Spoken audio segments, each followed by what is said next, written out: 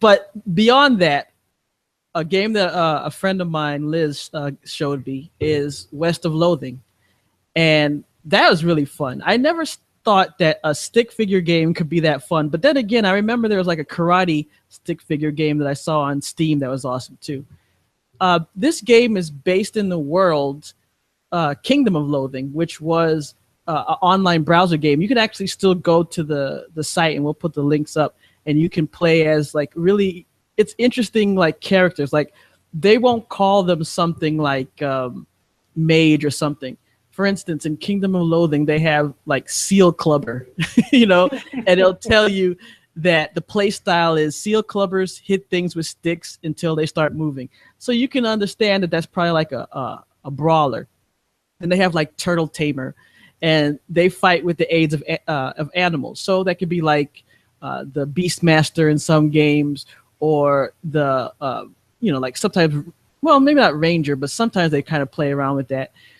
But it's like a pet class. And then they have what they call a Pastamancer. And they control. So it's really cool. And the world is stick figured, but it's fun to play in. So in this version, it's in the Wild Wild West. And what's really cool is when you battle, it's kind of like almost that side to side Final Fantasy turn-based fighting. And the humor, the story, everything in it is great. It's on Steam for $10.99.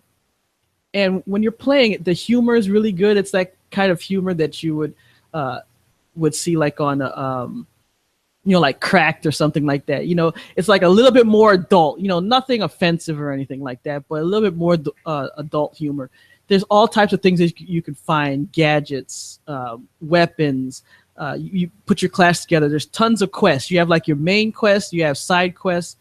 You're exploring this Western world. It's like a stick figure Red Dead Redemption, but just not as serious. And I started playing it. I'm only maybe like 25% through. It has a lot of people that give it overwhelmingly positive reviews on Steam. And you go around, and maybe one of the quests will be something like, oh, you have to find this band of robbers who robbed this group, like a camper or something. So instead of it being like regular bandits, it'll be like a bandit of clowns. And you'll go up to these clowns, and it'll give you an option. It'll say something like, talk to them, accuse them, immediately fight them. And it's funny because just like in a lot of these games where you have choices, there's different skills that you can get. And most of these skills you get by finding books. And it's really funny because whenever you find a book and you learn a skill, they come up with like a crazy reason of like why you lost it. Like one was like, you find a magazine that teaches you how to improve making poisons, because one of the classes is you're like a poison maker, and you use snake. It's like snake venom salesman. And you have a briefcase full of snakes, and you can make either a poison that you could throw on enemies, or you can make a healing potion, and you can throw out snakes at people. You use a snake whip. You have a snake pet. I mean, it's great. So like one of the books improves one of those things, but when you read it and you're done, it'll say, oh, while you were eating your soup, it fell into your soup and it got destroyed.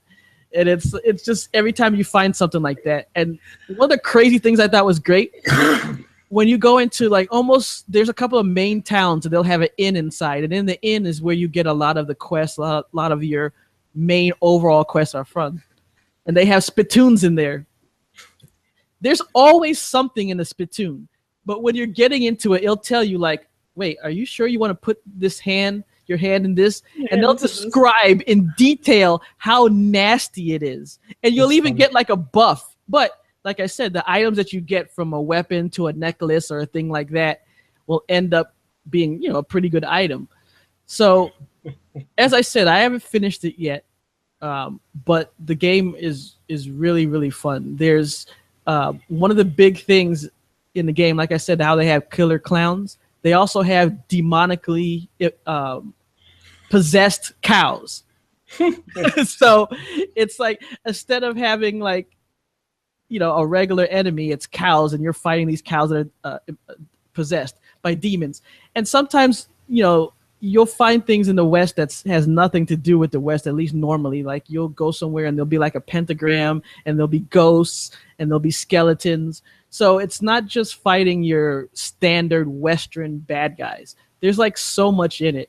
And it's like I said, it's long. I've been playing probably like game hour wise, maybe like 8 hour game hour wise, and I'm only a quarter of the way through. So it's a game to check out. You see the gameplay. And as I get more into it and learn more about the quests, and especially when I get to the end, then I'll be able to give more on it. But I mean, $10.99, it's a really good game. If you like these kind of like RPG-ish games and this has like a nice different twist on it, go pick up West of Loathing. I'll have to check that out. Because I heard that I've heard that's a really, like, it looks really, really interesting. I've seen it before, and I was like, that's kind of interesting that, like, they have this game and blah, blah, blah.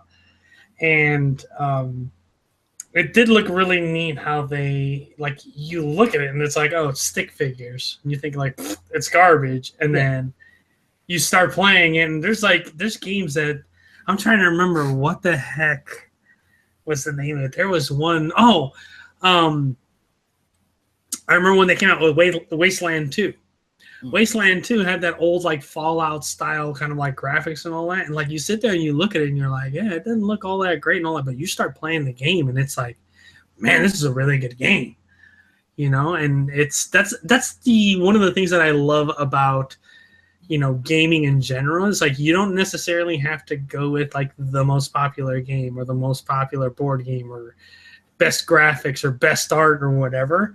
It all comes down to like the mechanics of the game. And that's one of those things, like as long as you got great mechanics in a game, doesn't matter what it looks like it's going to be good, you know? And that seemed like looking at that and hearing about it and all that, like it did intrigue me how it actually played itself. And I've heard like, yeah, it's a really, really, really good game, disguised as this like really crappy looking game.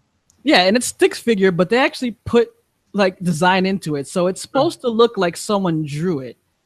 But like think about South Park, you know, it's like it has that graphic, but it's supposed to be like that, so it's done well. Right. So when you're playing it, yes, it's a stick figure, but you don't feel like, oh my god, this is, you know, really terrible graphics. No, it's definitely not like that when you play. And the currency is meat, which is just great. I just love the idea of like here's meat.